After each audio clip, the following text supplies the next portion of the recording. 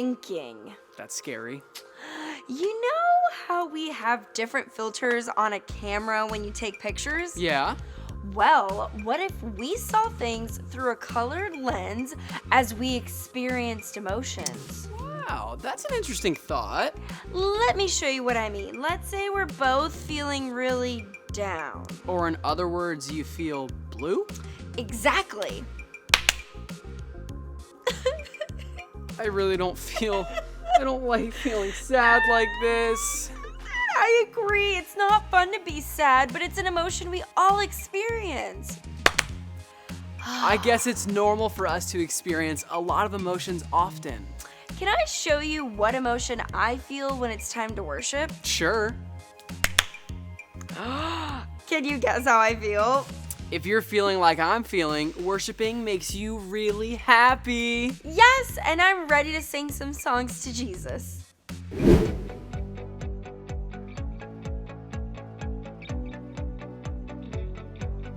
Love so incredible, unexplainable, that you call me by name.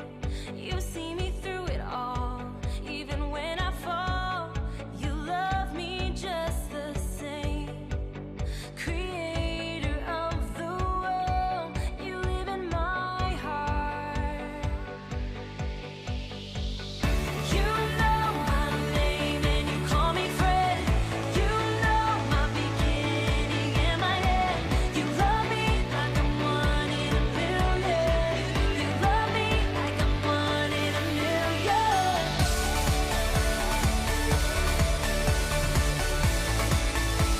Ooh, one in a million.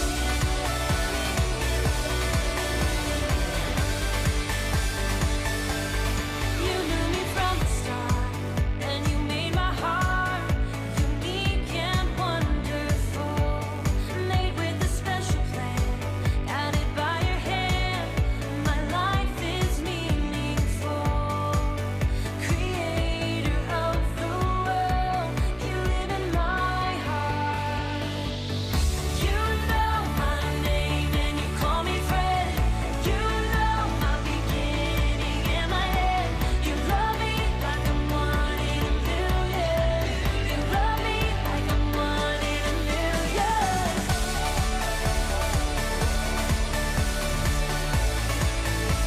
Ooh, one in a million.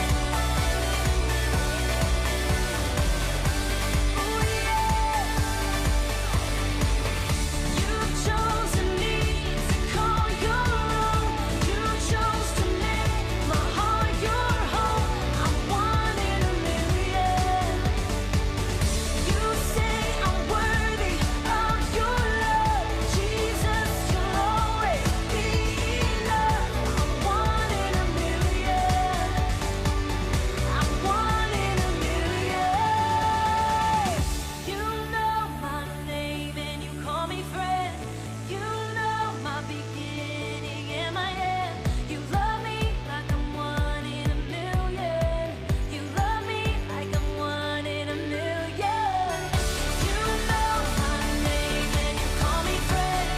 You know my beginning and my end. You love me like I'm one in a million. You love me like I'm one in a million.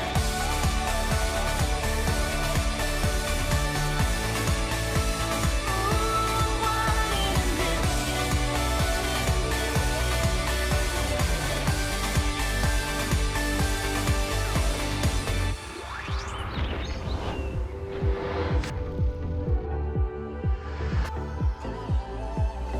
When I was searching, your love was never far. You made a way to get to me. You were the whisper leading me to your heart. Forever I belong to you. Now I can see clearly, my God, you for me. You won't let go. Your love won't let me down. And I know it's true. Yeah, I know that your love is all around. I believe in you, holding on to you, holding on, and I know you will never fail. I will run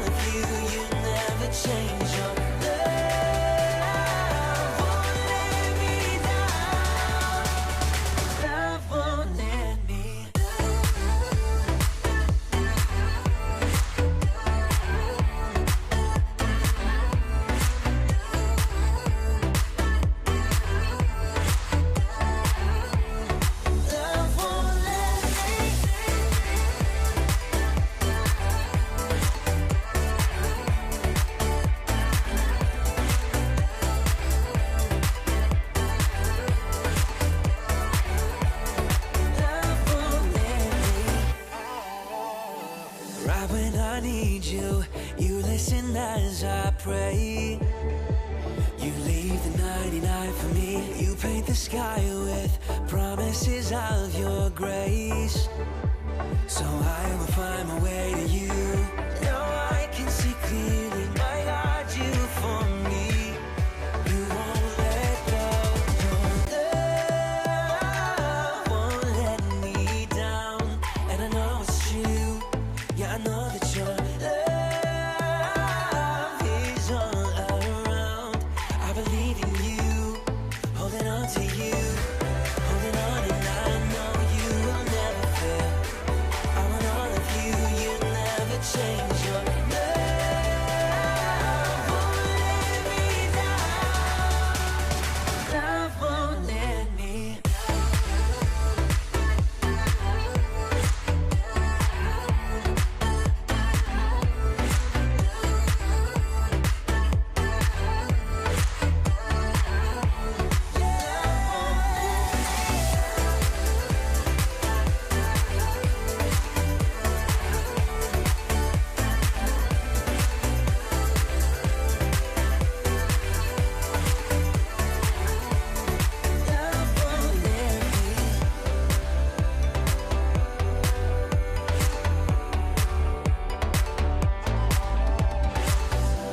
holding on, and I know you will never fail. I want all of you, you'll never change. Your love won't let me down. Love won't let me.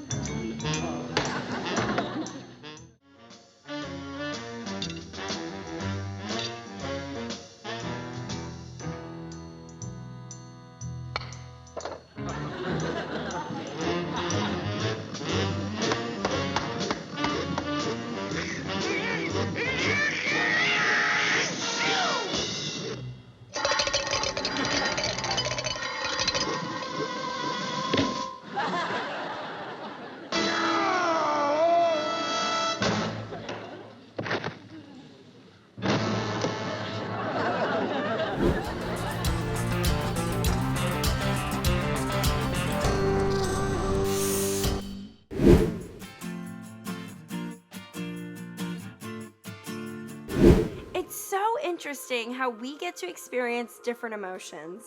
I don't really like the feeling of feeling blue. I agree. It's not fun when we feel sad. But what is encouraging to know is that if we are feeling sad, no matter what, God is greater than our feelings. But what if your best friend moves across the country? God still got us. Even if I just broke my foot and I'm having a really bad day? Yes, He is still with us. One thing to remember is no matter how bad the day was, how down you're feeling, or how sad a situation may be, God will always be with us to guide us through it. And eventually, we will feel like this. Happy! Oh, that's a really great point, Stephen. Let's dive deeper and see how God was with Jonah through an interesting time. God's story, Jonah. So part of God's story is in the book of Jonah, and it begins like this. God told Jonah, "Go to the city of Nineveh and tell the people they have been wicked, and they should stop being wicked, or I will destroy them." But Jonah got scared and decided to go to the city of Tarshish by boat. Tarshish is in the opposite direction of where God wanted Jonah to go. Can you imagine running away from God? Anyway, when the boat was at sea, God sent a storm. The storm was so scary that all the sailors thought the ship was going to be destroyed. So they threw a bunch of stuff off the ship. I don't know how less luggage was going to help, but that's what they did. While all of this was happening, Jonah was inside the ship sleeping. The captain saw him and said, "How can you sleep right now? Pray to your God and ask for help." Then the sailors decided to cast lots to find out who was responsible for the storm. Casting lots is a lot like the lottery, except when lots are cast, whoever wins doesn't always really win. Like this time, when the lot fell to Jonah. The sailors asked him what he had done to cause the storm and what they should do to make it stop. Jonah said, "Pick me up and throw me into the sea. That will calm the storm." But the sailors didn't want to. They tried really hard to row back to shore, but the ship just didn't go anywhere. So the sailors apologized to God for throwing Jonah overboard. And then they threw him overboard. I don't know if they ever apologized to Jonah, but God is the one who made the scary storm. And if you're going to apologize to anyone, you should apologize to God. It's just a good idea in general. So as soon as Jonah was off the boat, the storm stopped. I wonder if Jonah thought to himself, "What am I going to do now?" Well, God had an answer. All of a sudden, a big fish swallowed Jonah. Yep, Jonah was now inside a fish. Things went from bad to worse real quick. Now, the Bible says a fish swallowed Jonah. We don't know if it was a whale or something else. But whatever it was, it had to be big enough to swallow a man whole without having to chew. Kids, always chew your food before swallowing. You're not a giant fish. Anyway, Jonah was in the stomach of the fish for 3 days and 3 nights. Can you imagine being stuck in a dark and stinky place for 3 days straight? Like a porta potty? Well, imagine being inside a big fish. Dark and sloshy and really stinky. Basically a porta potty with fins. After the 3 stinky days, God made the fish spit out Jonah. Actually, fish can't really spit. Jonah got vomited out. Vomit is also known as puke, barf, hurl, oatmeal seconds, upchuck, blown grits, Ralph, tossed cookies, technicolor yawn, and chunder. Basically, the fish got rid of Jonah through its mouth. Do you get the idea? So while stinky Jonah was there on the beach, God told him a second time to go to Nineveh and tell the people to stop being wicked. This time, Jonah went to Nineveh. Listening to God is always a good idea. When he arrived, he told the people that God said they should turn from their evil ways. They believed him, so everyone, and I mean everyone, fasted and put on sackcloth. Fasting is when you don't eat and pray really, really hard. Putting on a sackcloth is putting on a sackcloth. Now, when God saw how they had stopped doing bad things and were really sorry, he decided not to destroy them. And that's the book of Jonah. So in case you missed it, here's the quick version. God told Jonah to go to Nineveh. Jonah ran away on a boat. Jonah got thrown off the boat to stop a storm. Fish swallowed Jonah. 3 days later, fish threw up Jonah. Jonah told people at Nineveh to stop being wicked, and they stopped. God didn't destroy them. And that's a part of God's story. God really did comfort Jonah. Jonah was feeling really down, and I mean literally too. Down underwater with the fish that swallowed him. I still can't believe that happened. I know, but he was only in that situation because he didn't listen to God. Note to self, listen to God. Yes, but even though Jonah was feeling really sad and he had disobeyed God, God still comforted him. After 3 days and 3 nights inside the fish, probably smelling like bad fish, the fish finally spit him out. Which gave Jonah the opportunity to listen to God again and do what he had asked him to do. I am so glad that Jonah finally went to Nineveh and talked to the people how God had asked him to do. Wait. We have to go back to the part where Jonah was swallowed by a whole fish. I know, that was pretty wild, wasn't it? Okay, now you have to make an emoji face of your reaction if you were going inside of a fish. That's a good one. Hey, why don't we continue with emojis and play Guess the Word from the Emoji? Let's do it.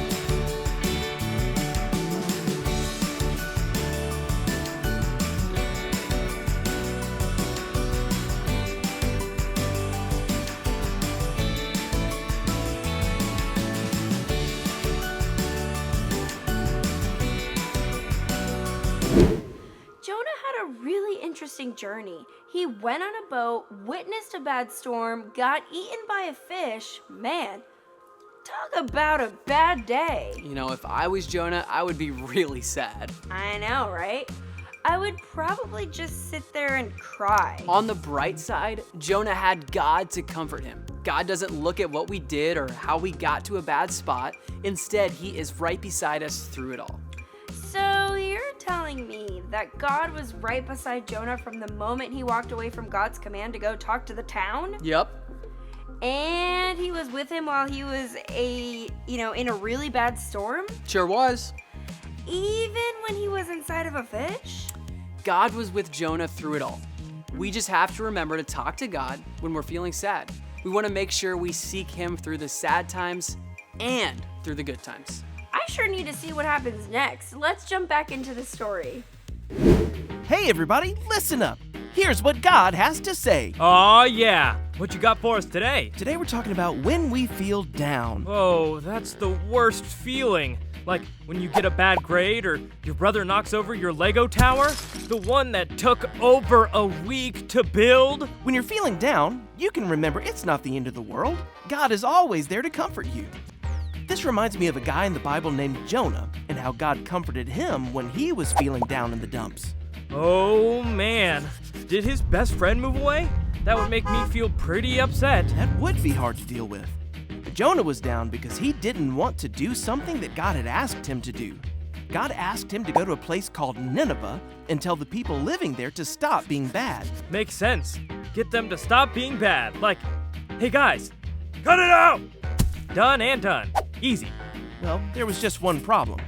Jonah didn't want to go to Nineveh. He knew the people there were not acting the way that they should, but instead of helping them, he thought they should be punished for their mistakes. So what, he wanted God to like ground them or something? Something like that. Instead of listening to God and going to Nineveh, Jonah took off in the opposite direction. Oh no! Oh, yes. Jonah ran all the way to the sea, found a ship, and paid the captain to let him come aboard. Then Jonah found a place inside to lay down and take a nap. Taking a snooze? Not listening to God must be pretty exhausting. I'm not sure, but as soon as the boat left the shore, a very bad storm came up and started tossing the boat around. Back and forth and back and forth. I bet there was lightning, crash, and thunder, and waves crashing over the boat. Everyone was so afraid that they started to throw their stuff overboard in hopes that they wouldn't drown. Overboard! The captain went to find Jonah and said, "How can you sleep? Get up and pray to your God. Maybe he can help us." Meanwhile, the sailors decided that the storm was Jonah's fault. They were probably all like, Jonah, what have you done? Make it stop. Exactly. And Jonah told them, "I believe in the Lord, the God of heaven who made the sea and the land, and I am running away from something God asked me to do. It's my fault this is happening. If you throw me into the sea, the storm will stop." Speaking of stops, stop right there. Are you saying that Jonah told the sailors to throw him off the boat? I mean, I get it that Jonah probably felt down because he was putting these men in this storm, but that's crazy talk. You heard me right. The men didn't want to do it, but after praying, they knew they had to. They picked up Jonah and threw him into the water. Instantly, the storm was over and the sea became still. So that's the end of Jonah? No, no way. Get this. When they threw Jonah off the boat, he was swallowed up by a great big fish. Isn't that crazy? God actually sent the fish to keep Jonah from drowning, and he stayed in the fish for 3 days and 3 nights. Oh man, that's comforting, but I can't even imagine. No windows and covered in disgusting fish guts for 3 whole days? Yuck! While Jonah was inside the fish, he did a lot of praying and said, "When my life was nearly over, I remembered you, Lord.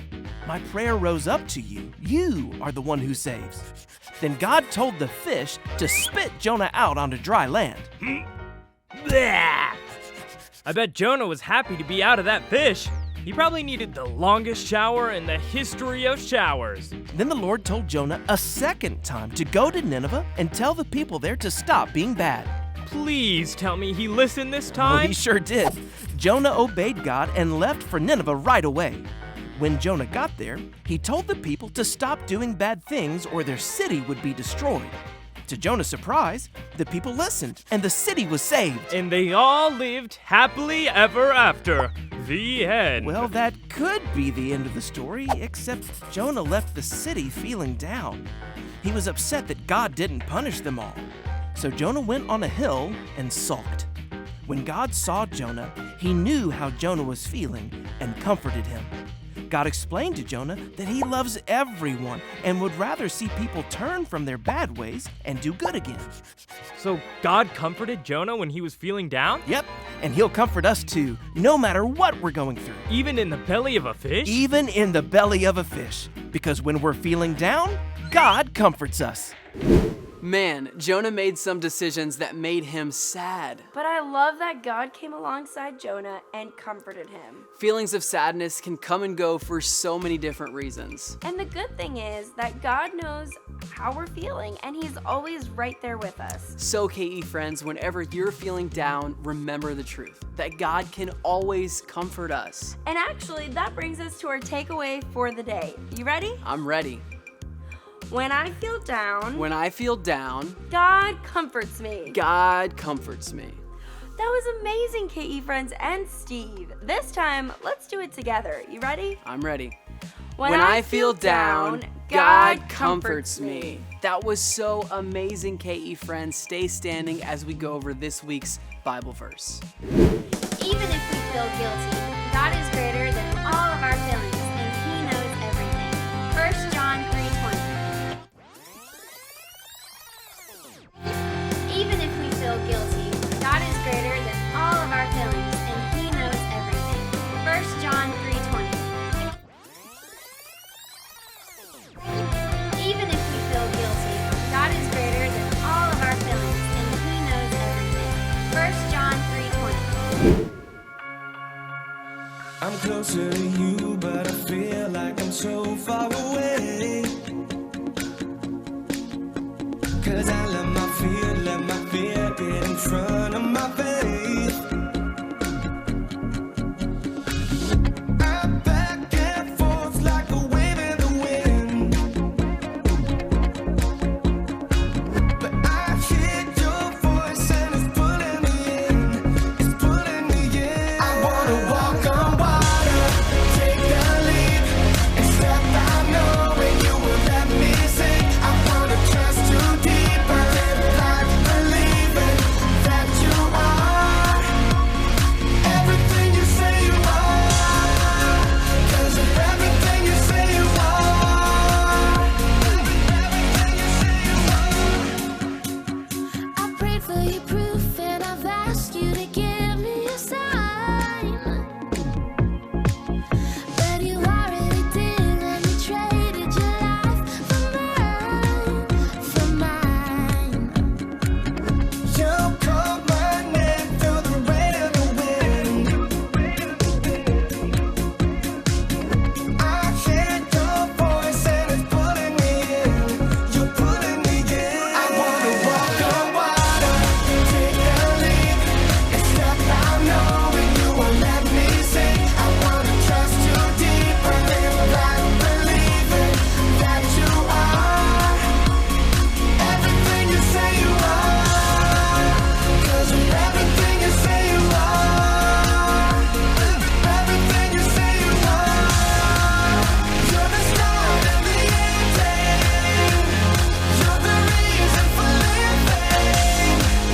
You're the beat in every heart. You're everything you say you are. I wanna walk on water, take the leap, step out knowing you won't let me sink. Trust you deeper, keep believing that you are. I wanna walk on water, take the leap, and step out knowing you won't let me sink. I wanna trust you deeper, live like believing that you are. You're everything you say you are. 'Cause it's everything you say you are. You're the reason you say you are. You're the beat in every heart.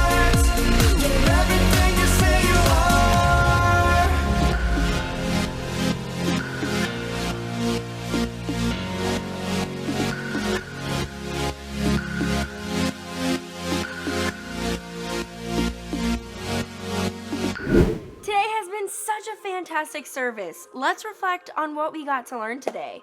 Our first question is, what is something that makes you or your friends feel down sometimes?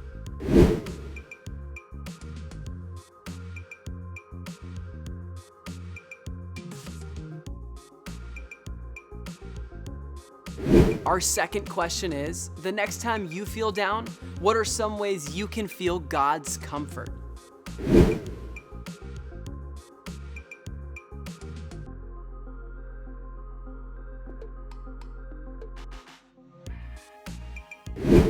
And our final question is, who can you talk to when you're feeling down?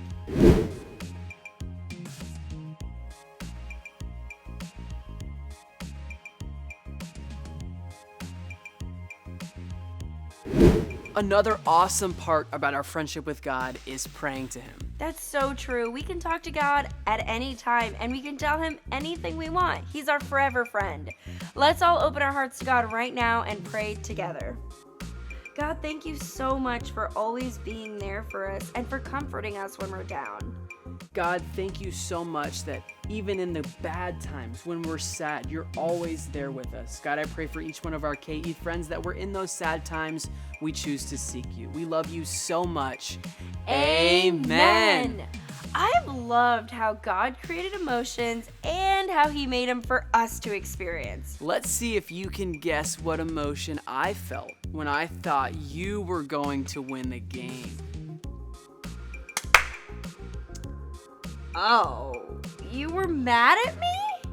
That makes me mad that you thought that I was that competitive and you were mad at me. Wait, how did you know I was mad? Well, I'm thinking the red filter gives that up really quickly. Enough of that. Let's talk about something else. I agree. Maybe we should talk about next week's service. I love that idea. It makes me feel so happy. Happy! Yes, Yay! it makes me so happy to know we get to spend more time learning about God with our KE friends next week. There's only one part of that that makes me feel like this. What makes you feel this sad? I have to wait a whole week before seeing my KE friends again. You know what, though? Let's look at the bright side. Okay. We have so many special times, so many good memories, so many fun games, and so many incredible times to learn together that are still yet to come. Yay! You're right. That's a lot to look forward to. KE friends, I cannot wait to share so many special times with you next week. See you soon.